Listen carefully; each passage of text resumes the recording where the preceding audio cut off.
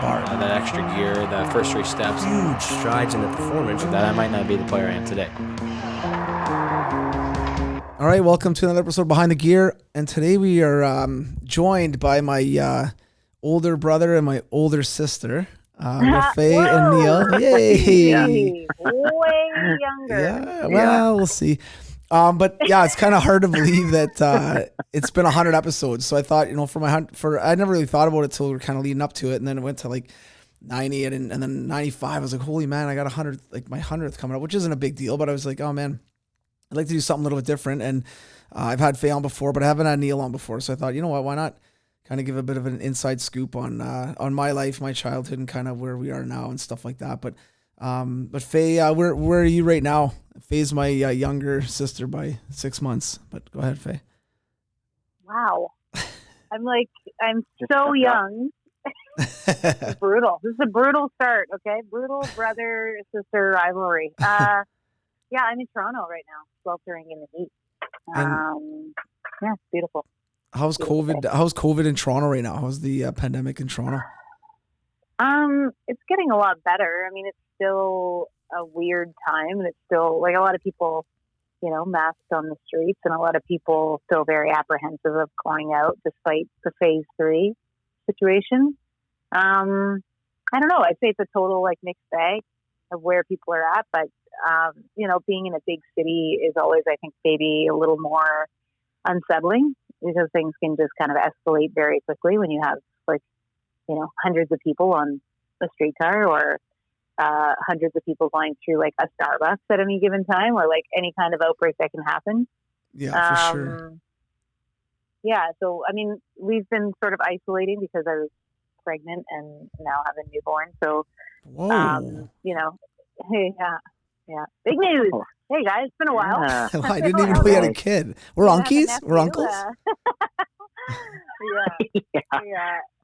So crazy. So yeah, we just kind of played it very, very safe because nothing was certain. Nobody knew how it was affecting newborns. Nobody knew how it was affecting, and neither of us wanted to be out of commission. Renting an Airbnb while we have a newborn. Yeah, or something like that. So it was just kind of not worth, And also, you're kind of in your own little bubble anyway when you have a newborn. It's kind of, the only real bummer is not being able to see you guys and not being able to see family. And that part is, especially now that he's almost 2 months old and we're feeling a lot more comfortable and in the swing of things, that part really sucks. Yeah, for sure. I definitely want to see you guys and want you guys to meet him and hold him and hang out with him. And so that'll just have to wait, I guess, Yeah. So getting a little stir crazy, excited to kind of get out of our routine a little bit, but what are you going to do?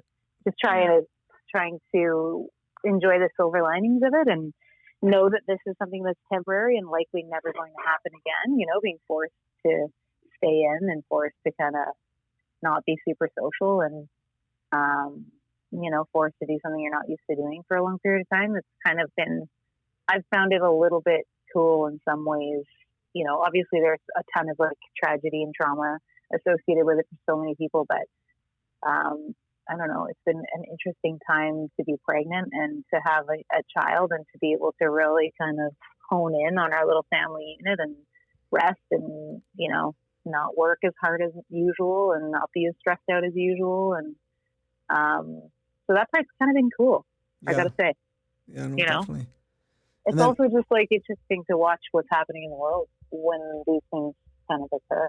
Yeah, no, definitely. There's a lot of good things and a lot of bad things, which we'll get into that for sure. And then Neil, you're obviously up in Sudbury, and you guys don't even know that there was a pandemic. Do you up there, or are you guys aware? No, we heard there was some things going on south of us, but I mean, there's not much north. There's only a few people north of us. So. Yeah. We've been somewhat isolated up here. Obviously, we're far enough north that few people venture this far, I guess. But there is some cottage country up here, and people from the south have property, so that there has been some tourism this summer, which probably brought on some numbers, but it hasn't been too bad. And like I said, we're somewhat isolated, so we've been pretty safe. Everybody's doing their part, I guess, and so it's been okay. still a long time to be. Everything was shut down in the beginning, just like everywhere else, and so it's been a long time to be alone or in a small bubble now. But looking forward to normalizing a little bit if we can get there quickly. Yeah. The nice thing up there too, and I know you guys, have some family cottages and camps and stuff like that up there, so it's kind of nice to be able to still get time on the water, boat, fish. The kids can, kind of still hang out, social distance, and you're outside. It's probably a little bit easier up there, whereas Toronto, you're kind of piled up. You're in a city. It's the anxiety, I think, gets raised a little bit when you're in like confined spaces with a lot of people, right? So for being up north, I think for you guys, Neil, it's a little bit nice to be able to, find that outdoor stuff and get some activities done where you can still kind of meet up with people and stuff, but spend time on the water, spend time at cottages, things like that.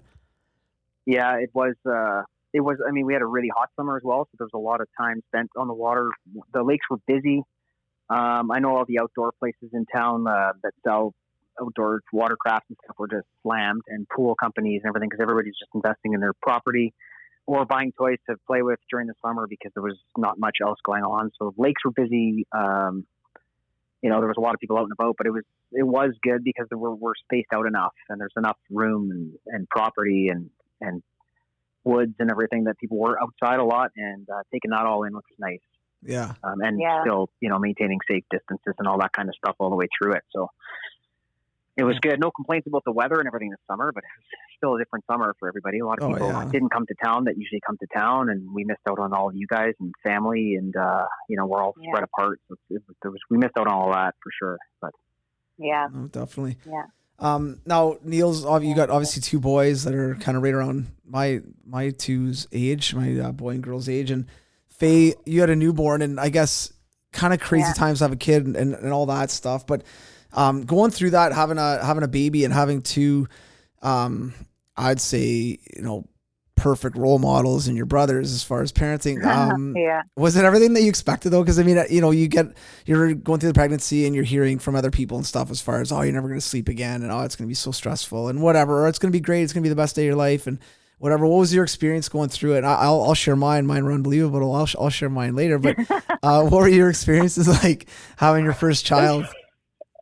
Yeah, I mean, it was amazing. Like, I absolutely love the whole thing. I love pregnancy way more than I thought I was going to. I didn't expect to really enjoy being like a gigantic house of a human being, but it was so fascinating and so cool to like read the signals of the body and have all of that sort of physiological like trigger stuff happening. It was really fascinating to me. I really loved it. And I thankfully was not very uncomfortable for most of my pregnancy. It was pretty nice pregnancy. And a lot of that, again, probably had to do with being able to take time and not be on my feet as much as I normally would have been had I been working and everything at the same, pace. So, yeah, I loved that. And then, birth was cool. And then this newborn phase, I like all of the cliches are true. Like, I just absolutely love being a mom more than I ever could have imagined. It's the coolest thing. Again, fascinating. Watching this little human being grow and also having a whole new understanding for like what you guys went through. And, I just saw Mom and Tom for the first time this weekend. They finally met him. It was our first actual visit with human beings, first hug in like 5 months. Yeah. And just like, it was so emotional to watch Mom with him because like, and I'm sure you guys experienced this too when it happened with you, but then you realize you have this whole new understanding with your mom about, but she went through that with me, and she went that, it's like this cool sort of transgenerational thing where you're like, oh my God, I didn't realize that you went through this because I had no understanding of it. Like, how can you explain all of those emotions and feelings and anxieties about, this tiny, tiny, tiny little being? Until you've experienced it. So that's been maybe the coolest part, like I wouldn't say I'm a super emotional person, probably because of you two beating it out of me for 20 years. By the age of 12, none of us had tears left. There's no crying in life. Yeah, exactly. That's it. No, but I like read a Facebook post, the other day. That was like this sappy Facebook post that was like, you go through life with your child and blah blah blah, and then they leave the house, So make sure you really, enjoy all of those moments. And it was just like beautifully put, but I was just like bawled my eyes out about the thought of like him growing up and leaving the house, like. Yeah. Like, yeah, that's like, well, crazy. according to Mom, that's, 17 years from now. Yeah. 17, 16 and a half. Yeah. I've got 2 bags packed already just in case. Yeah, totally. It's time for you to go now. Yeah. Yeah. No. But yeah, it was like, it's just, it's a really cool experience of just realizing like what so many women have been through physically, like, holy shit, I didn't realize. It's crazy. Yeah. There's so much more to it than I ever imagined, that you just kind of don't hear about, don't talk about. And you're like, what? Like, how have I never heard about all of this stuff? And, same goes for parenting. And so it's a cool, I'm just enjoying it. It's like a whole new facet of my life. That's just, very, very cool to be experiencing and learning about, like, huge learning curves. So it's good for the brain, and it's just cool.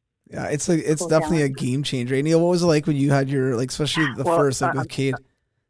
I'm just thinking of Faye, like the craziest thing I remember. I mean, the whole birth. Like my wife, who's fantastic, carried the babies, which was great. You didn't have to? Yeah. No, it was just like, Katie. it was a quick decision, quick conversation with the both of us, and it was just way easier for her to carry. God bless her. So, but I remember just with Caden, especially the first, it's an all new experience, right? But you spend however many hours you do in the hospital, say 24 hours, and then you're like, the nurse is like, hey, like, get out. It's like, what? And all of a sudden you're 3 leaving the hospital, right? You went in as a couple with a pregnant wife, and then you leave as 3 with this little baby that you're like, okay, this is a whole new thing, and it's not something you can disregard any time, right? We never left ends. after 4 hours. What? Really? I had the baby at 3:30, and we were in the car at 7:00 a.m. Are you kidding Oh, me? Like gosh. 4 hours later. And Yeah. she had said, like, you can go now.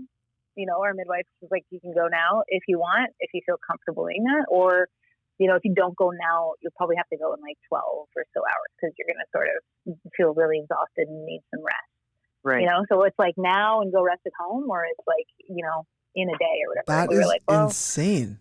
I guess let's Yeah. just go home and rest at home. It's like, Holy. whoa. I've never even heard of Yeah, that. that's wild. Like, No, looking neither. back, I mean, Where- I had heard. Where'd you a have friend of mine- Where'd you have your baby? Was it Budapest or Toronto? Where'd you?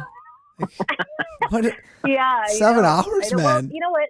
I probably never would have done that if I hadn't heard, like, my good friend Nick Dubick.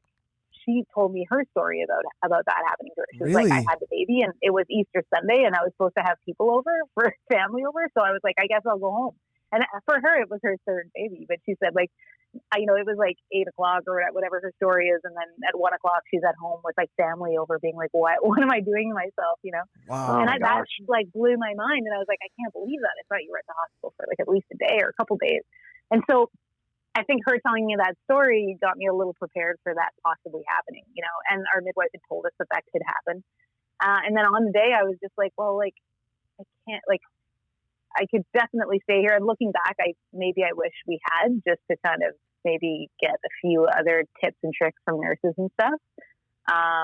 But it was, at that point, we were like, let's just like go home, and we were so exhausted.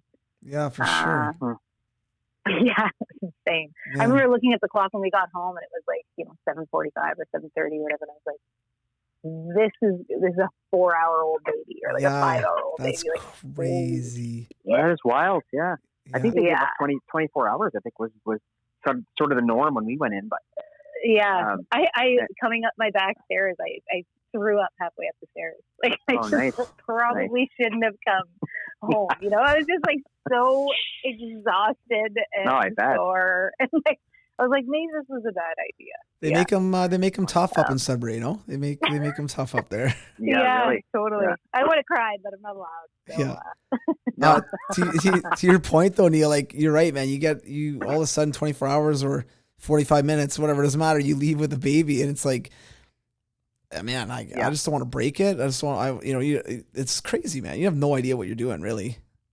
As prepared as you are, because you spend almost a year getting ready, and 9 months, 10 months, whatever it is, and that's a, completely foreign feeling walking into your house with a baby in a carriage and, away you go.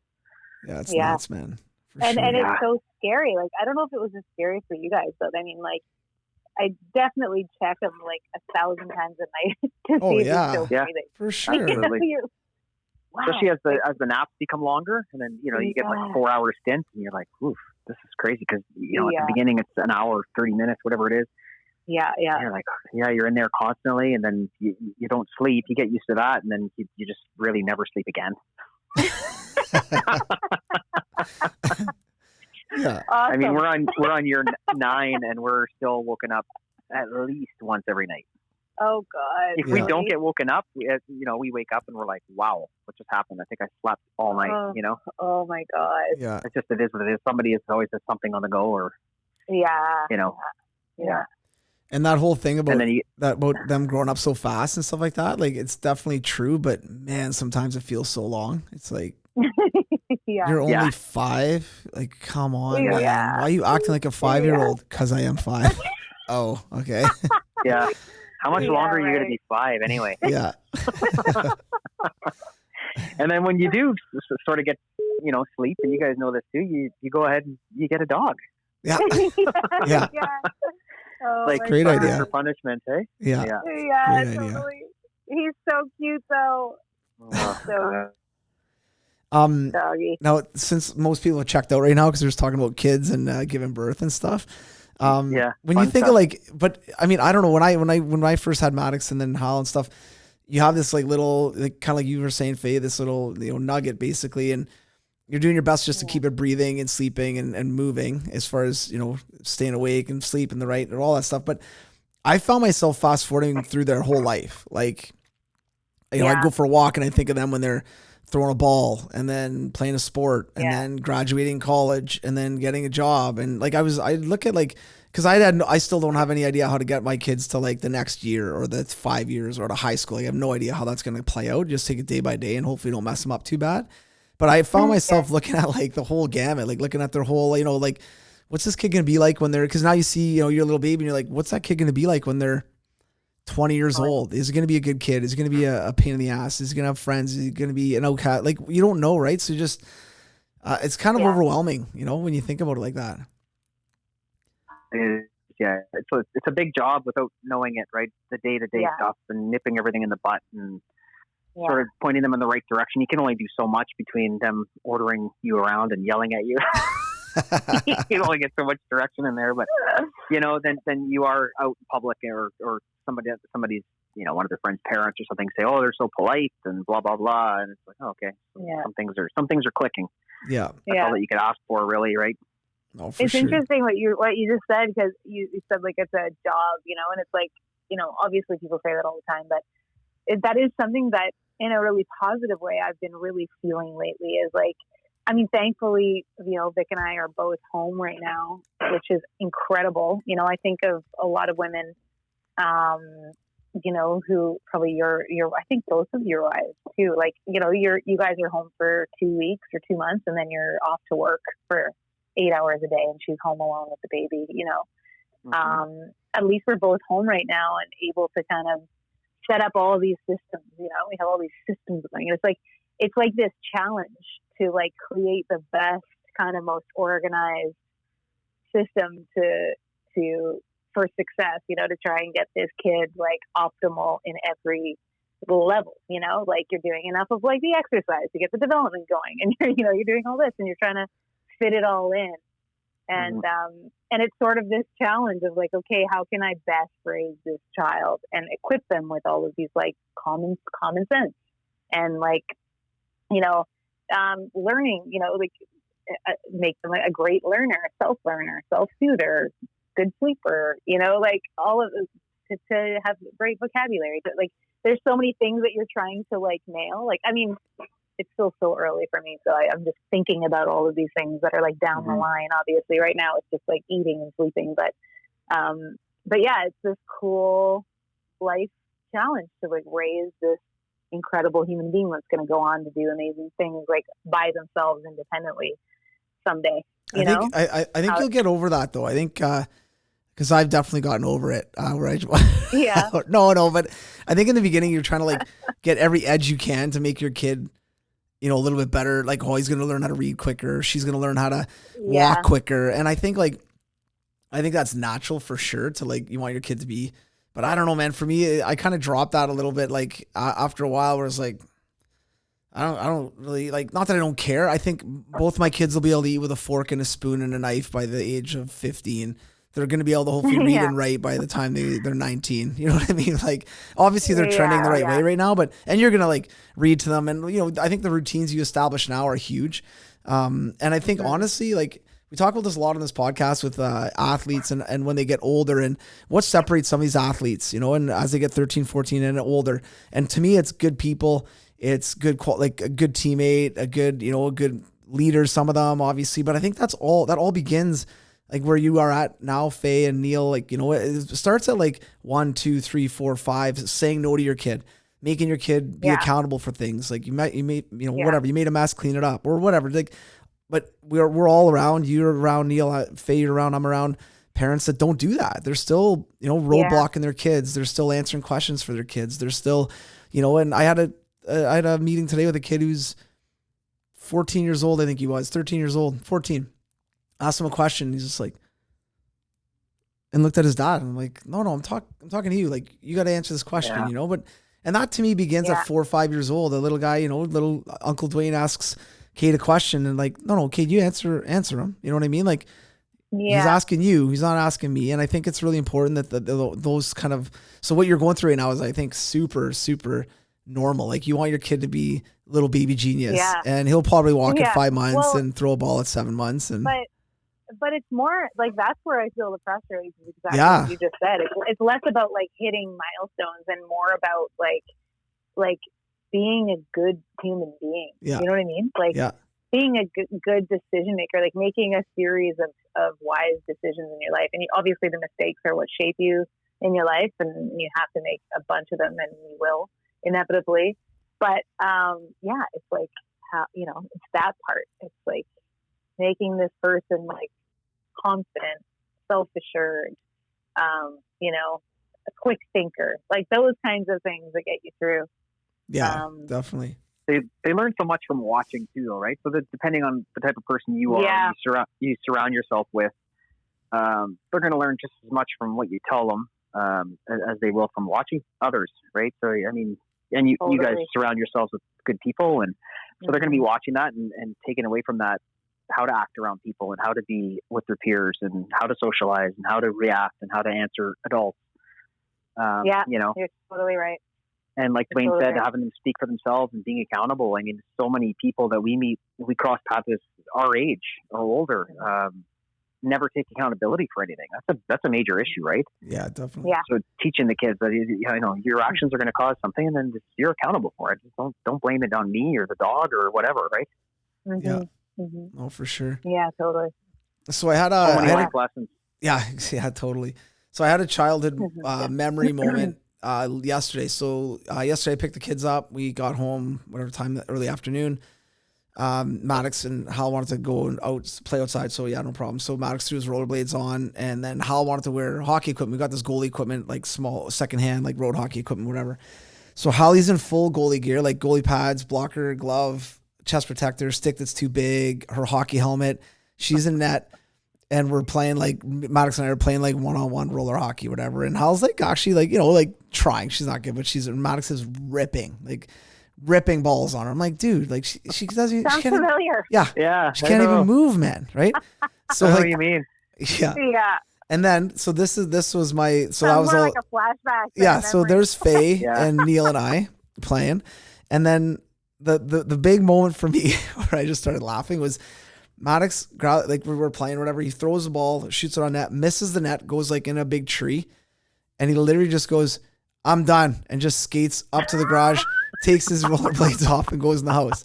Now, I love that kid. I get it. Growing up, I'm gonna tell the story quick, but Neil and I and Faye too. Faye'd be in net sometimes. She play like she was 6 years younger than us, so it was a grind sometimes for her. But she'd be in net or wherever we play. But Neil was known. Pads up to the chin. Yeah, just rifling tennis balls at her. But Neil was known for when he was done, didn't want to play anymore, just to fire the ball as hard as he could. Because one of the things was I wanted to play so bad. I'd be like, "Oh, go get the balls. If they missed the net, I'll go get the balls." Like, okay. And he'd fire the ball like down the road, and I'd be in my goalie pads. I'd turn and run and go get it, and he'd be on the couch by the time I retrieved the ball. Like, so I had this. I started laughing. I was like, "Oh man, like this." It was funny, and yeah. So it was cute, but. Such a good move, though, if you think about it. Sick move, actually. It was a very good move. Pretty brilliant. Yeah, it was good. The creativity. Sure. Yeah. The creativity. Yeah. I mean, that's your son doing it, Dwayne. I know. That. I know. So I know. He's picking it up from somewhere. Yeah, well, I think he's been hanging out with Uncle Neil a little too much, even though we haven't seen each other in a long time. There's definitely some genes there, I guess, that he's got. My kids would never do stuff like that. That's bad parenting. Bad parenting right there. For sure. Yeah, I mean, it comes from somewhere for sure. I mean, definitely. Yeah. That's so good. Oh, man, I'll never forget that. Yeah. Rifle it past the net and boot it, lock the door. But what are some of the things that, like, kind of being young or childhood memories that you guys remember as kids, whether it was, going blueberry picking with grandpa, or like different things that we did kind of as kids? Because I being from Sudbury, obviously in the winters, it was a lot of outdoor stuff, like going, snowmobiling, downhill skiing, cross country skiing, playing hockey, going to the outdoor rink, things like that, like a lot of ice fishing even. And then in the summers, we never really played any summer sports, which we played with our buddies a lot, and we kind of played some organized stuff. Faye, I think you got into more soccer and things like that as kind of you got older. But what are some of the things that you guys remember kind of growing up in Sudbury and stuff that kind of you think about now that maybe you like to do with your kids, or stuff that Neil, you're up there now, so stuff that you may already do with them. But is there anything that kind of stands out? Maybe I'll start with Faye, but anything that stands out for you as kind of being a youngster growing up in a northern Ontario city? Well, it's funny, like, as we were just going through that, I was like kind of like having this little montage of us as, kids on our old street. And I was thinking of that huge cherry tree that we had, remember? Yeah. How we used to have like all the kids from the neighborhood come and get like, old ice cream buckets and just fill them with those crab apple, or not cherry tree, crab apple. Crab tree. apples, yeah. And just, huge like street-wide crab apple fights, just like, fun. But also the street hockey games, like the whole neighborhood of kids would just play these gigantic street hockey games on the street. I really hope that, it worries me like that so many kids are on their computers now and inside, you don't see as many kids outside. I also live in Toronto, like maybe you guys see it more where you are, but I really hope that, my kid is outside as much as possible, or kids, or whatever, Yeah. I think that for me is the biggest thing. And like, I think for us having camp and, having a place on the lake, or like a place that's not your home to go to and like experiment and experience new environments. Like, I think that I would, that's shaping in a lot of ways. Yeah. Not always having your same routine, like having experiences where you're away from your routine and you're like being creative with your time and figuring out how to have a good time and sort of doing different kinds of activities. And, so I hope for that, I guess. Because, thinking of us going down to the rink like every night when we were kids and playing there with all the kids, like we were outside all the time. Yeah, for sure. No, definitely. And there's a lot of outdoor activities. Socializing with the kids from the neighborhood constantly, So, yeah, no, definitely. I hope for that. But. What about you, Neil? Any kind of memories that you think of when, as like we grew up type thing, and maybe stuff that you're doing with your kids now that kind of remind you of that? So, like, I think my boys are being raised similar to how we were raised. And, I feel lucky the way we were raised. We were pretty well-rounded. We had access to anything we wanted. We played, organized sports. We had snowmobiles and all that kind of stuff, just enough to give us a taste of everything and make us well-rounded. And we were pretty adaptable to any sort of circumstances. And I think my boys are the same. We're outside constantly biking in the summer, and they have a little snowmobile and sled and stuff in the winter. They both downhill ski. They could be a little bit better at skating, but we're waiting for Total Package Hockey to come to Sudbury, and then we'll be laughing. Yeah. Yeah. I lost my coaching manual, so I'm just doing you're done. Going on the fly. It's hard. It's hard on the fly. There's like, Yeah. three quick starts again. V quick starts. I love it. Yeah. I don't know what it is about V quick starts, but all my life, V quick starts made me think of like a delicious drink, Oh yeah. Yeah. like a smoothie, every single time, even when we were really young. I was Really? like, yeah, V quick start. Yeah, I don't know. It's something about the words or something. That actually sounds like a delicious drink, actually. Yeah. I was always like, I want one. I want a V quick start. Yeah, that's true. You guys, it's that worries me a little bit about a city. Like, I don't know if we'll be here forever, but you know, it's nice to have a yard, to grow up having a yard, and grow up having space for toys, and you know, like all that kind of stuff. Having so many lakes around in Sudbury, like that was awesome. You know, growing up. Yeah, as far as outdoor, you know, play and sports and everything, you can get right into it here. I mean, the thing with us and kids and anybody with kids here is like once your kids reach a certain level, if they're competitive, you'd have to get them in a bigger pool of talent, That's right? true. Like for our teams to go down south and play in tournaments, whether it be soccer, hockey, whatever, skiing, even if we go to Collingwood, we're way outplayed, right? Just because the pool of talent down there is much larger. So you could be quite elite in Sudbury, but once you get like anywhere, right? Once you get into a bigger pool, it's everything changes. So that's the only thing with Sudbury. It's a little remote and small for elite athletes, but there is opportunity and there is people that have excelled from the city and gone on to bigger and better things, right? You just have to be willing to relocate or whatever it is. Yeah, and I think Sudbury's getting more and more, you know, like good qualified people up there that are doing training and that are working. Like I even think of a guy like Jean-Gilles Larocque with baseball. You don't think Sudbury baseball, but he's got an Unreal Academy. He's got some teams up there. He's doing a really good job developing kids. And you know, there is obviously hockey's big up there as well, but there's more and more. I think it's going to get better and better. I think as you know, as we just continue to evolve. You know what I mean? And then in Toronto, to your point, like Faye not having a lot of outdoor spots, but there's a lot of other things that you guys have that we wouldn't have, even exposure to. You know, not that we couldn't take music lessons, but I mean, you're very musically inclined. So is Vic. There's, you know, he's going to get exposed to stuff that hopefully you guys like and you guys are good at, just like my kids do, Neil's kids do, you know, and if they like it, they like it. If they don't, they don't. But there's a lot of variety there of stuff that you guys can do that, you know, maybe we don't have access to. And you got some cool stuff like free outdoor rinks and some cool parks and, you know, even the waterfront and different things like that. But it's, I mean, you just got to make the most of the environment that you're in, right? And try to, do as much as you can where you are. Totally. Yeah, for sure. Yeah. I guess kind of moving like as Neil, for you, you know, your boys are getting older now and stuff. What are some of the tendencies that you see with them? Even, you know, we think academically we'll talk about maybe first and then athletically, like meaning like I know both your boys are kind of got into music a little bit. They tried martial arts, they've tried different sports and stuff like that. You know, are there things like, have you noticed them stick to certain things or are you just kind of exposing them to a bunch of different stuff right now and kind of seeing what they like and what they're kind of gravitating to? They do have their preferences. Like Hudson is the youngest and 7, but he prefers team sports. He likes playing soccer, especially. He doesn't love being in skates, even though we bring him skating. He just doesn't really love it. Skiing, he's not too into the cold. He does ski, he does skate. Kind of push him to do it, and we want to get him into downhill skiing this winter more for just because the whole family could do it. Yeah. He sort of migrates to team sports. He likes to have other people around when he's playing. Whereas Caden is just always sort of into individual sports. I mean, he's downhill skis. He likes to play basketball, which is a team sport, but downhill skiing is a major one. And then we just got him into go-kart racing, which he loves.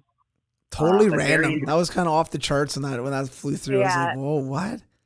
We random, yeah. We went go-karting and I beat him on a lap.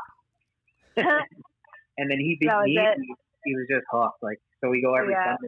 That's cool. It's like a pre-racing program, but he loves it. So that's cool. It's so cool.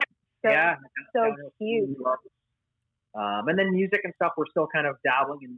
You have to play one instrument, whatever one it is you can choose. So they keep like trading instruments, swapping instruments, and they've gone from ukulele to piano to guitar to drums. And for now, I'm okay with it. Right? Once they hone in something and they want to take it to the next level, then they can sort of get into it a little more. But right now, the rule is as long as playing or taking lessons with something. So That's cool. Yeah. just to keep And it going. they're interested, right? Like they want to keep it going. They are. They wouldn't if we didn't push them, just because Okay. it is work, right? I mean, it's not Yeah. easy to pick up an instrument and learn how to play it. It's quite difficult, but I think the more that we expose them to, the more it'll just become more, like so almost a natural thing, and they'll sort of develop an ear for it. Is what I'm hoping. Yeah. Yeah. Yeah. Totally. I think that's the way to Yeah. go though, because even for us, I know growing up, for all of us, we had to, one of the, not rules, but one of the things we did as kids is you had to take piano. And you had to take piano, I think it was till 13. And I mean, I couldn't wait to hit 13 so I could quit. And I was okay at it. I liked it, and I didn't like it. I was okay at it. I didn't mind putting some of the work into it. But I don't know, maybe because it was forced on me, I'm not sure. And then I got out of it. Never picked up an instrument really, aside from a triangle and a bonga or a bongo or whatever. But you guys both did the same thing I did. I think, Neil, you quit as well, like right around that 13, and then both of you got back into music and now can play a variety of different instruments and stuff like that. But I guess Faye, I'll start with you on this one. But growing up, I guess around, and I don't think our family was hugely musically inclined. It's not like mom and dad were busting out the guitars and singing and playing at campfires and stuff like that. But just being exposed to, I think, maybe piano a little bit too. Like, where did your dad's drum beat? Sorry. yeah, that's right. Yeah. Yeah, that's right. It's an offbeat. Yeah. No, yeah. Yeah. Why do you hold a stick like that? Yeah. When he was Sorry, Dwayne. No, that's okay. Actually, you know what I'll do is I'm gonna go to Neil first, because Neil kind of got out of piano and then back into music, and I think that's probably Faye where you kind of picked it up, I'm assuming. But Neil, how did you, like, when you got out of piano and kind of quit? I remember you buying an electric guitar, which I wanted to throw through the back window of the house, but I think that was the first instrument that you got into, and more so not because you had any interest in playing guitar, just because you wanted to be like as annoying as possible for the family, right? Yeah, I definitely like making noise. Well, now I have a son that as much noise as physically possible all day long. And every time I bring it up with mom, she reminds me, she's like, "Oh, you've got your son, right?" Yeah, feel it. That's hilarious. Yeah, like I again, anxious to quit. I think the piano that we learn at such a young age, some of it stuck with us. Just sort of understanding melodies and things, and actually physically playing keys that made sounds, gave us a little bit of a baseline to build on. So I think it's important to put your kids in music if you want them to play, if you have any interest in it. But for me, I quit right away, and then I wanted drums, and I wanted the guitar, and I switched, and mom and dad were kind of open to that too, and I was able to play until a certain time, and like, no more, because everybody's gonna kill themselves. The noise, but and then I picked it up at 15 again, I think, and then I played until 24, 25 pretty seriously, and then other things kind of came into play, but I still play now, and I'll be jamming with the boys and stuff, which is really fun, right? That's cool. So I think that helped. It gave us a bit of a baseline to build on, and then other than that, it's just individual interest that pushes you to learn that much more about any instrument, right? Yeah, well, for sure. And then Faye, for you, when did you have the same rule as far as 13? Like, did you have to kind of shut it, or you could pick, or I mean, I know your road was a lot wider than ours. You kind of could do whatever you want. So just wondering like how that worked for you. Oh my God. I don't remember the 13 thing. I can't remember that. And I don't remember when I stopped. Like, I feel like it was earlier than you guys, but I'm not totally sure. But I think I still always played. Like, I always learned things by ear after that. Like, I think I only took lessons for a little while, and then I learned songs I wanted to learn from somebody or by ear. Like, I can remember stopping and starting a tape and learning the notes. Like, I can remember doing that with a couple songs, Yeah, right. When I was probably around 13 or whatever. So I don't think I took lessons that long, but I think that I agree with Neil. Like, it was really awesome to be exposed to the rudimentary kind of the fundamentals of piano as a baseline for music and how music works, and that you need notes and there's a structure to it, Yeah.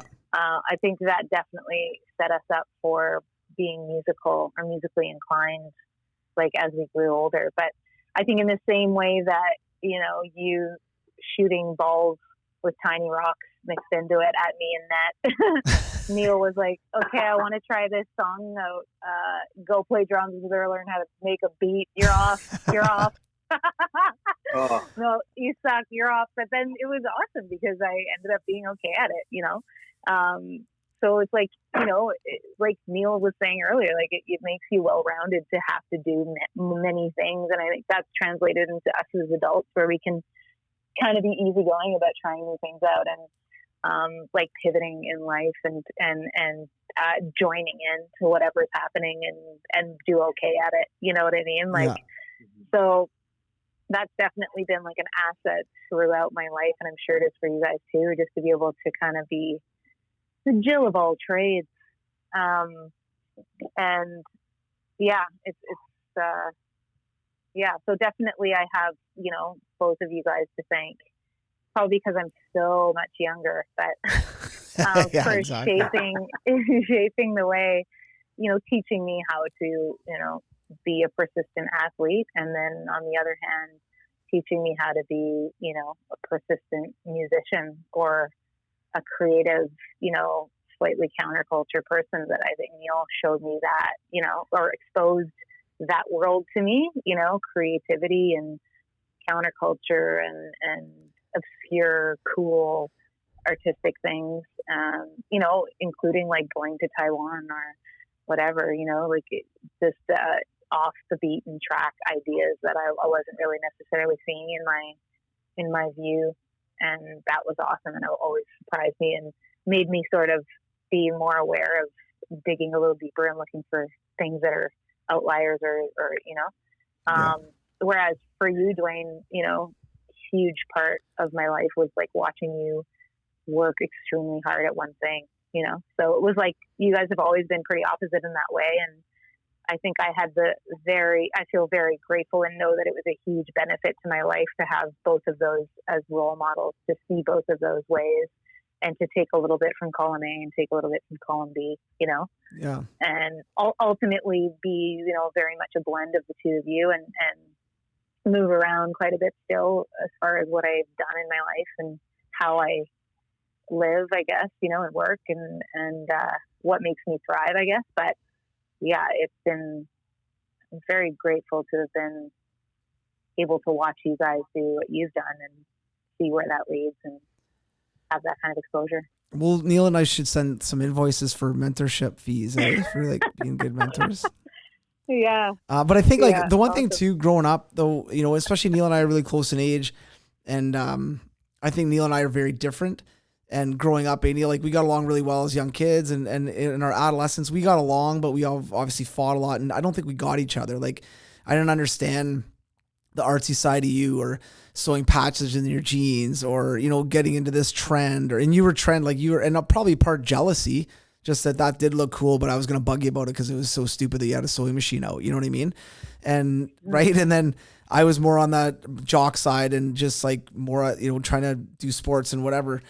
So we didn't really get each other. And then one thing I realized was when I moved away for that first year playing hockey away from home, then I probably matured a little bit and stuff as well. But then I think appreciated Neil way more for who he was. And for you, Faye, like you were 6 years younger than me. So you're always my little sister, you know, it didn't matter what you liked, didn't like, I was cool with it. You know, there's no competition there where Neil and I were so close in age that I think even though maybe we didn't compete, there was still some inner competition there, even if it was subconsciously, you know, and it wasn't until I moved away and I appreciated that more, like that Neil was different and different than I was, you know what I mean? And he liked different things. And I remember starting to appreciate that more. And then I feel like that's kind of when Neil and I got along even better. And then, you know, you'd come down to Toronto and we'd hang out, go to concerts and stuff. And it was like, we kind of got each other, I think, a little bit more when we had time apart, you know, and maybe more advice for even parents out there, because Neil, you got two boys, I've got a boy and a girl, and it's crazy how different they are. Same house, same parents, same everything. It's,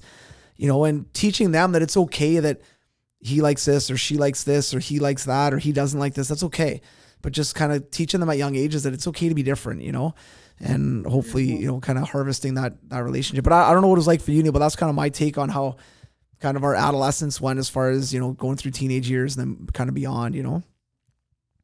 Yeah, like I think it's a natural thing to try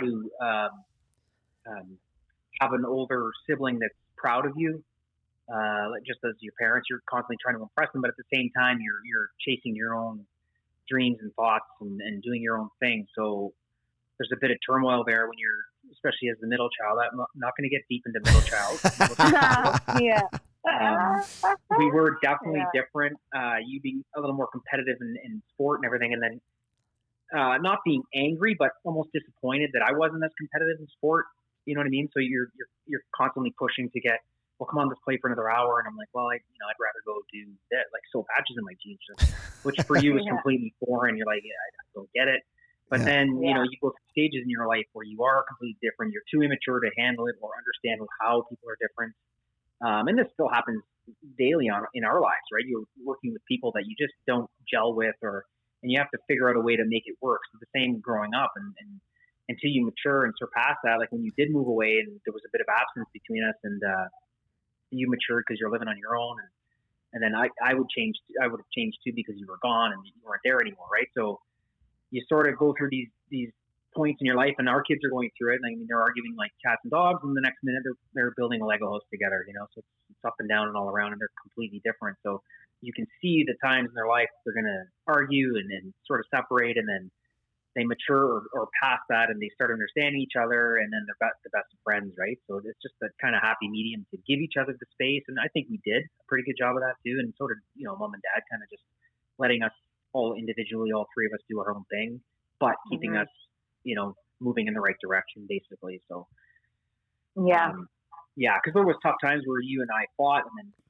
we fought constantly, and then there's other times where we were, you know, the closest friends ever, and I think we're all pretty close now. So you know, all our differences have helped us grow and helped us admire each other, I think, more so than and I think that's the key, right? Is just like accepting who other people are, and like you said, in life in general, it makes it a lot easier when you're not jealous about this or worried about getting that, or you know what I mean. It's just it is what it is. I'm happy with who I am and where I am, and then just kind of accepting, you know, kind of how people are. And I think we were fortunate where we did have parents that were not perfect by any means, but you know, did their best with what they had and what they could do, and I think, you know, did a very, very good job, but also allowed us to like pursue things and do what we wanted to do. Like even I remember for me personally, when I moved away to play junior, there was never pullback.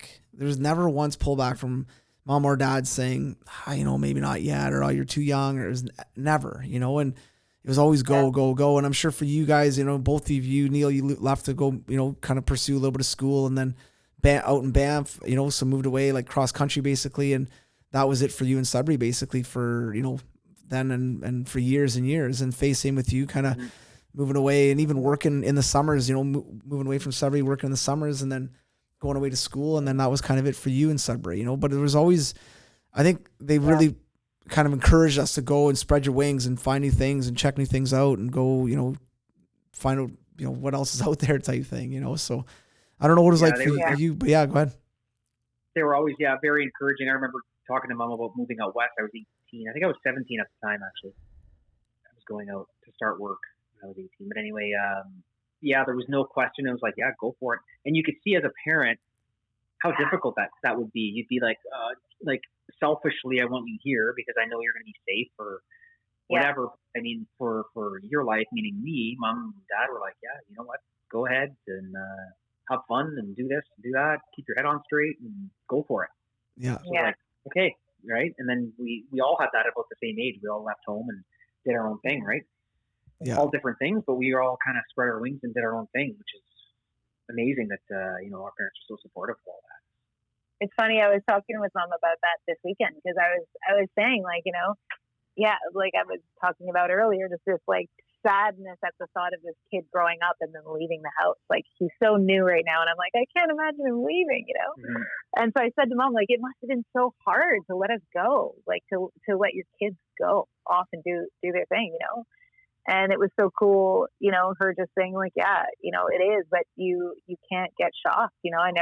She never wanted to be shocked by anything we did, so that she was always approachable and always there. And I think she really always was, you know, like we always felt like we could count on her because she wasn't going to freak out. She wasn't so worried and anxious about everything we were doing At that point, she felt like she had equipped us with everything we needed to make good decisions in the moments. And then, you know, it's like you're on your own to make those decisions and make those mistakes and learn from them. And like time to kind of fly and do your thing. You know, you set your kid up as best you can, and then there you go. You can't hold them back. And it was really cool to imagine that feeling of letting your kids go at that age, but then also trusting your kids, you know, like she had said, she'd always trusted that we were making good decisions, you know? Yeah. We you know, in our young teens, like we weren't really doing things that were like, you know, I think having a parent that you feel like you can always talk to makes you not necessarily push your limits or push your tolerances in certain respects, because you know you have slack there. You know, you're not trying to figure out what the ceiling is. You know that there's room to move. So it's definitely something that I feel like you guys have taken with you, maybe, but that I keep in the back of my mind as I am a new parent, of like, you know, really trying to take that with me as a parent, and always, you know, never be too anxious, or, you know, just really try to work on that and let your kid make those mistakes and make those decisions for themselves and own those decisions, and, you know, be empowered by them and by the ownership of them. I think a big thing that, you know, with mom always and dad too, was like they set parameters and we were basically to abide by them, and they weren't so much rules, but they were parameters. You stay within these parameters, good to go. If you cross the line, then we're going to have a discussion or whatever. There was never like a million rules for us, right? No. And it was kind of like trust was the only rule. Like, you know, rather than like, if you do that, you're going to get punished. Like, there was no punishment. It was like, if you do that, you'll really disappoint me. And it was like, bum, bum, bum. You know, like, no, I better not disappoint. I better not break trust. You know, like those were the two like main things. And it was like, okay, you know, as long as you didn't, you know, really disappoint mom and dad, really but break I think their trust, and you're okay. I think that's a big respect thing for your parents though, because some kids you'd say, oh, don't disappoint your parents. Like, yeah, whatever. They're always disappointed or whatever, you know. But that did go a long way with mom and dad and us, I think, you know. And part of it was we were able to have conversations with them. They listened to us. They actually changed their point of view sometimes when we had a good point of view, or they took our advice, not our advice, but oh, let's do it this way. Okay, let's try it that way. And I think that means a lot, right? When you can have that conversation with your kids and you're not always just being the parent and it's my way or the highway, you know. One thing I try to do, like, and not to knock on dad, but he'd always, you know, not always, but you get the answer of no. Okay, well, why not? Because I said so. Like, that means nothing to me, even to this point in my life now. Like, means nothing to me, right? So I really try to make a point of, because I like dad say no all the time. Like, and a lot of times it's joking. Like, remember, can I go sleep over at Mike's house? Like, no. Why not? Like, and then, you know, an hour later, you're able to go, but it's just like for no reason, just always no. It's always no. Then we'll talk about it after. Yeah. So I've made a point to, like, I do say no a lot, but I made a point to not, there's always a reason behind the no. You know what I mean? It's not just a no, it's because of this. Or, you know, if you do this, then you can have this or whatever, but never just because I said so, you know? At least give them the benefit of understanding why you're saying hard no. Right. Yeah. And I think it's the same as like what Neil was talking about earlier between siblings. Like, you grow up and you have understanding for your sibling. It's like, I think our parents were such young parents that they were like growing up as they were raising us, you know, and got to be better and better parents as we grew up, because they just had more life experience too, you know?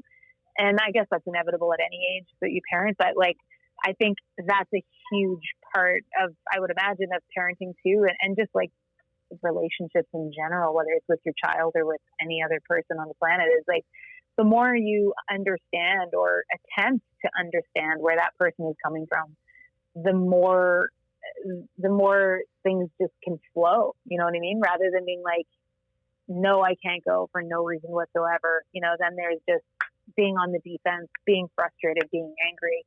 Whereas when logic comes into play through understanding something or understanding someone, or attempting to understand why someone is so different to you, and then having appreciation for that difference, then there's like, you're breaking down all of those other feelings. You know what I mean? Yeah. So like being able to really, if you say no, and then if they say why not, can you just say, well, because Grandpa said so? Yeah, I mean, you can. Yeah. Yeah, you can totally. Yep. Oh, that's actually a great That whole workaround. accountability thing. I mean, you might as well pass it on. Yeah, totally. Yeah, exactly. One other thing too, I kind of wanted to just touch on this quick, but is with all the travels and all the stuff that you guys did, I remember Neil and I had this conversation one time in Banff, and I was going to school and going the traditional route of getting a degree in education, whatever.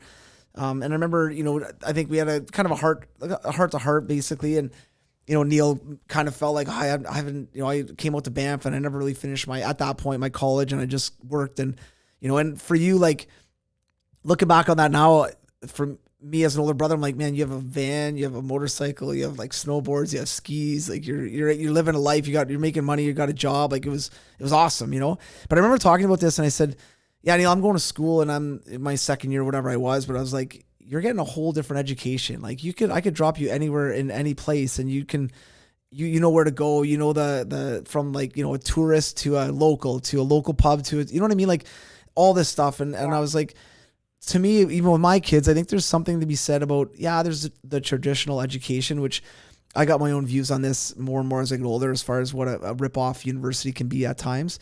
But I think, man, getting that experience and that education of traveling, meeting people, playing music. Both of you, we didn't really touch on this, but both of you had independent CDs. So you both toured as musicians. You both lived totally different lives than I did. But, I think that's a whole other education that, to me, is unbelievable. And you're not going to get that sitting in front of a desk and a computer. And you can get parts of it for sure, but that hands-on, that learning, that traveling, that all that stuff, I think is huge. So, Neil, I'll kind of go with you first on it, but, for you, like, I know, you were out, got all your certifications and all that stuff. You're a phenomenal carpenter and stuff now, but at that time, I mean, did you realize the kind of education that you were getting at the time, or were you just going through it and not really sure how this whole thing was going to play out?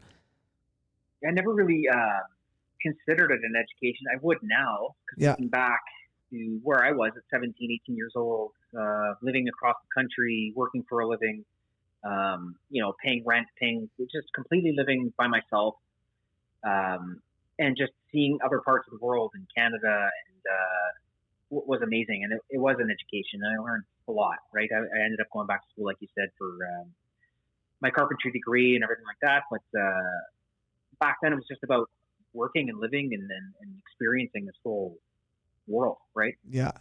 And that's all I was taking from it at that point. Yeah, totally. Yeah. Yeah, it was a different time too, Yeah, that's true. Yeah. It was the real heyday of like college and university education. I think now I would like to think people are more aware of like alternative styles of life. Yeah, for sure. Education. Yeah. Yeah. Well, And also Dwayne, like, I don't think yours was, but I wouldn't say yours was traditional in any sense either. I mean, you traveled around from when you were like, what, 16, 17, playing hockey and getting Yeah, no, definitely. I was very fortunate. But I think, when I got kind of anchored down for 4 years of schooling, I know it's like, that's one way to get educated. But I think, and even Faye, you kind of had a mix of both, where you did travel around, did an exchange, all that kind of stuff. And I mean, just I think it's really important. And that's one thing, even where our kids are young, but trying to travel with them a little bit, take them on flights, even if it's out east to see their grandparents and family, or out up to Sudbury or whatever. We started doing that at young ages to get them, traveling and seeing other spots, right? Rather than just one city that they live in or where they're from, you know what I mean? And I know can cost money. It can be expensive, but it can be a car trip on the weekend to a lake by your house. It doesn't have to be anything crazy, but just exposing kids to some different stuff, I think, is huge for sure. Yeah, absolutely. Neil, you just got to flip your camera. Your side, Neil, you're sideways. Us growing up. Sorry. What's that? No, I was saying, Neil, you're sideways. Just flip your, flip your camera. Yeah, you're good. Me? There you go. Yeah. Sideways? Yeah, there you go. Yeah, you're good. You're falling asleep on us there. How about now? Yeah, you're good. Perfect. Sorry, Neil, what were you going to say? Cut you off there. I'm just going back to the point of education, like us coming out, the times we were coming out of high school, it was like, you have to go to university, right? Yeah. It was like, well, I don't want to go to university, right? I'm okay with just college, and I've got a different route. This was before the carpentry thing too, but anyway, now it's like there's such a shortage in trades. Yeah. And all these people that may be a little more artistic and not, don't want to bury their nose in books. And there's lots of work and lots of room for these people, and they're extremely intelligent. They just learn a different way. And like all the people I've worked with through the years, I mean, these people are all making really good money. There's all kinds of different trades they can do. But with the big push on university, that there's huge gaps in these trades. Like the guys we're working with are, 60s, 70s, and then there's a few 40-year-olds, and then there's some new kids coming in. But there's a major gap in training and everything with all these people, right? Yeah, definitely. Yeah. There's also, I find too, like, I don't know, in my experience, like there's a lot of diluted education courses that you can take, so you're, as a human being at that age, you take it for 4 years. If you're not really like going outside of that education and like getting your own personal education by like traveling and meeting really great people and doing great extracurricular stuff. If you're in like a bit of a, underwhelming degree that has a lot of fluff courses added to it, that's 4 years of you being like out of the game as far as like really learning stuff. Yeah. And I find, there's a lot of people that like, that didn't go to university or college and instead worked for 4 years and have a home now, or like decided to flip and have multiple properties and have this, that, and the other. And they spent their 20s like learning on the job about finance, about bookkeeping, about investing, about like a million different kinds of things, and also doing a trade or whatever it may have been. So I think that, there's it was a different time and a different generation then, but also I think our experiences opened our eyes to alternative ways and our family dynamic, maybe, that like we all kind of had different routes, helped us realize that like, there are many ways to get to the same point or to get to any certain point that you want. It's like, it certainly does not have to be education. I remember being in school and thinking like, half of my courses are literally just fluff. Like they didn't know what else to put in this course to make it a course. Like this is bullshit. Yeah. And I remember being so frustrated. And as I got further and further along in my course, I was growing further and further, away from that avenue because I realized how much of it was just like BS, it was like even the job, it was just like, no, I kind of had wished that I had specialized in a college course instead and then gone and worked for a company, so like I remember having that realization in my like third and fourth years where I was like, I'm just going to finish this to get the degree, but like, and I'm glad I went on exchange and like worked in my summers in different places, but like, it was just like, let's get through this, Yeah. So, which is frustrating when you're spending, $50, $60, $100,000 on education, and it's like kind of a bit of a cash grab at times, Totally. And getting out and being a step behind because now you're carrying this gigantic debt, figuring out finally out on your own, finally finished being like in quote unquote school, and you're poor. you know? Yeah. Not only are you poor, but you owe a crazy amount of money and you can't get a job really. Now you have to go and specialize or get 4 years of job experience. So like our system is failed in that sense. I find, I would be very weary of like preparing my kids or whoever to really make a sound decision based on all of those factors, Yeah. rather than just pushing for an institutionalized education. What do you really want to do? If you don't know, like take a couple of years, travel, work, and then figure it out. Yeah. Yeah. There's no harm in that, right? I mean, what's the rush with getting into school when you don't know what you're doing? And if you can work for a couple of years for whatever, doing anything, make a bit of money, then you're already better off getting into school with a little bit of money in the bank instead of right out of high school broke, or depending on your parents, right? But yeah, exactly. Yeah. And there's something to be said about enjoying what you do. And some people can enjoy doing work that requires no education whatsoever. So, I mean, and other people need the education to get the jobs they want. So, I mean, everybody's different. Yeah, totally. Oh, for sure. Yeah. One thing too, I wanted to ask you guys, and someone I don't know if we've had this conversation or not before, but growing up, like obviously with our kind of quick background, but our parents obviously had had us young or had me young, and then kind of you guys, and went through their, like most, families. We grew up with fighting. We grew up with, a lot of that kind of stuff in our house. But then kind of moving forward, is there any, as you kind of went on and now you're older, now you have your own kids, has there ever been any fear that you've had in your life, or like, is there any, it doesn't have to be about our family or anything like that, but like going through our lives, and we had, overall very good lives, but as youngsters, but did you ever grow up or now have any kind of, like, what's your biggest fear? Like, what's something that you think of that kind of worries you, or that, and then especially now I find that now that I know that I have children, there's certain things that I didn't really care about before that now are more on the front of my mind. You know what I mean? And like, I'll give you mine, but mine, for instance, is my biggest fear, and I probably shared this with you guys before, but is to fail. Like, I was old enough that I saw our parents go bankrupt, and, I was like, yeah. And then our parents were always self-employed. They always had, for the most part, they always were entrepreneurs and had businesses and stuff, and some went well, some didn't go well. So I think for me, getting into my own thing and doing my own thing, that was always a big fear with me. I was like, oh man, like, I just don't want to, fail at this or go bankrupt with it, or, you know what I mean? And kind of, especially not so much when I was younger, but now that I have kids, I'm like, that's definitely a bigger fear for me, but I don't know. Do you have anything like that kind of sits on you a little bit, or that you think about, or even that motivates you? Cause I think for me, that's probably more motivating than it is.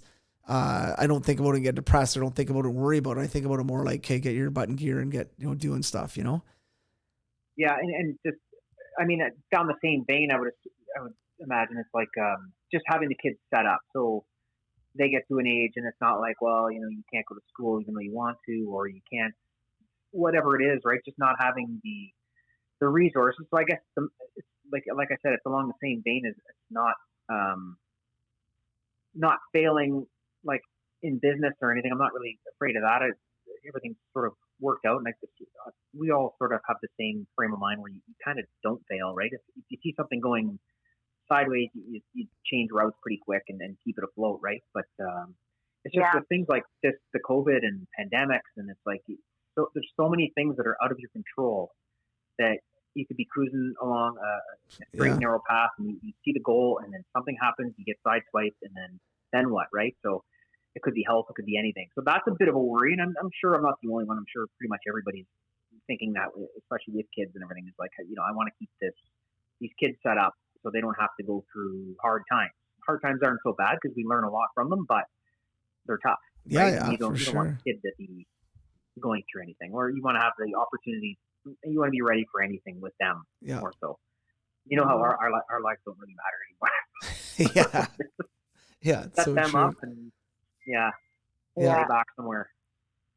I'm with Neil, where I'm less worried about not, like, obviously I want to have financial stability, definitely, but I'm not so worried about like going through periods of failing and then going on to something new. I feel like, you'll just like, we're kind of survival mode, and we'll make it work, and we'll always get by. I like to hope, but for me, it's lately I've had, like, just very recently, obviously, and I'm obviously in a really different phase than you guys right now, but it's like dying. Like, have you guys felt that way about being a parent? I'm like, shit, like I need to stay alive here, big time. Just being sick, even, right? So you're very much, you're not able to really help, and that's a big, and so many people are going through it, right, with all kinds of different stuff. Not COVID, but COVID's one of them. But all of a sudden you can't provide, you can't even provide for yourself. That's nerve-wracking. Absolutely. And being exactly that, and being so sick that you can't just be like an agile parent who can like run around and get stuff done and take you to things, and that has been weighing on me, like being ill, being like, or dying. I don't know. It's this weird thing. I've never worried about that ever before. I was just talking about this like a couple days ago. I was like, lately I'm just like so terrified of, dying, like for the sake of the child. The joys of parenthood. Holy shit. I'm like, what is this? But do you think like, fear, though, like the more you think about it, the more like it's around the corner? It's like, you know what I mean? Like, it's I do get scared about that. Yeah. Same. Like dropping him down the stairs. I'm like, does this mean I'm going to do it now? Shit. Yeah. I like hang on to him with dear life every time I go up the staircase, But I think that's kind of my biggest fear lately is that, and just being patient, always being persistent and patient, and never taking him for granted, you know? Yeah. Like I heard a thing like yesterday or whatever that was like, kiss them as much as you can, you know, because before you know it, they're too old to be like giving them kisses and grabbing them and squeezing, you know? Yeah. It's like those kinds of little things. Right now I'm like, oh yeah, I never want this feeling to go away, that I care so much and that I am so in love with making them the best they can be as a human being. You know what I mean? Yeah. I never want to like get jaded. So yeah, I don't think that ever goes away. I think it's for life. Yeah. That you're always kind of worried and or think you're maybe not doing enough or loving enough, right? But we're definitely going through that sort of transition already with our boys, right? 2 boys, and Sasha's, you know, the cuddles are fewer and far between now, and so it's tough, right? You're talking about a baby. It must be. Like no, that ship has sailed. Thanks. But it's crazy how it does change for sure. I bet. Yeah. That would be hard. That would be tough. Like I could see that being really sad, you know, because it's so special, you know, what I'm feeling right now anyway, which is like obviously super overwhelmed with this love right now. So yeah, not having that. I know that everything is gradual. I know it's different for males and females, and Faye, you carried, and now you've got, you know, your newborn and, you know, 2 months old, and so you've been so involved from like step 1, you know, to now. Whereas I don't know what you felt like, Neil, but for a father, obviously you feel involved, and or a partner, you feel involved, you're, you know, touching and it's great, you know, it's good, I can't wait, and then the baby comes, and obviously you have this like love for the child, but you don't know the child at all. And I know for me as a dad, like I tell new dads this all the time, like I felt really guilty about this, but I tell them, like, don't feel guilty about not loving that kid as much as you think you should. Because for me, I know like both my children grew on me, and probably easier with Hallie, because Hallie, like, now I loved Maddox when he was first born for sure, but I knew it was going to happen with Hallie. Like Hallie, Neil, it's probably the same as you.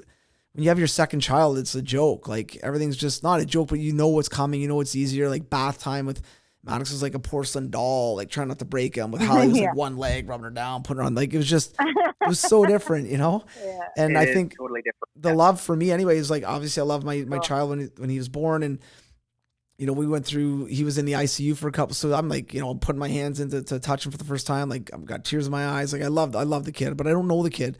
So for me, it took like every day, every week, I couldn't wait to get up in the morning to see him in this crib, like all that stuff, right? But it just, the way I love him now to like the first day, or the way I loved him at 6 months, a year, it was way different and way more. Yeah. And I think for the male or the partner who's maybe not carrying and doesn't have that feeding connection, that you know, that baby really needs the mother for that first, you know, 6 months or you know, or even longer, right? I think it's natural to not feel that. So to hear you talk about, you know, how much obviously care and compassion and stuff you have, it's like I get it now. I wouldn't have got it. Yeah. I would have pretended. I would have been like, oh yeah, I know having a kid's the best, you know. But it grew on me anyway. And I know, like a lot of new dads, you kind of feel guilty because you're like, got pom poms on, you're cheering your wife on, and the boy or the girl, but you're like, I don't have any connection. I don't get a chance to like hang with them or walk with them, or you know. And you sort of feel like a spectator for the first little while as totally a father, right? But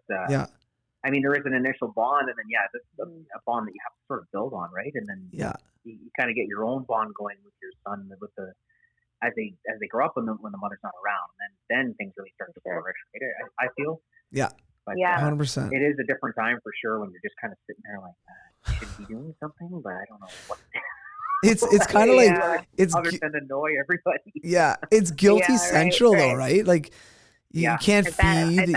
You're trying to maybe get the baby in the middle of the night to give to your wife or whatever, and then you know it's like you can change diapers. Obviously, it can be helpful. Don't get me wrong, but it's you're kind of like, man, a lot of it's just like, I could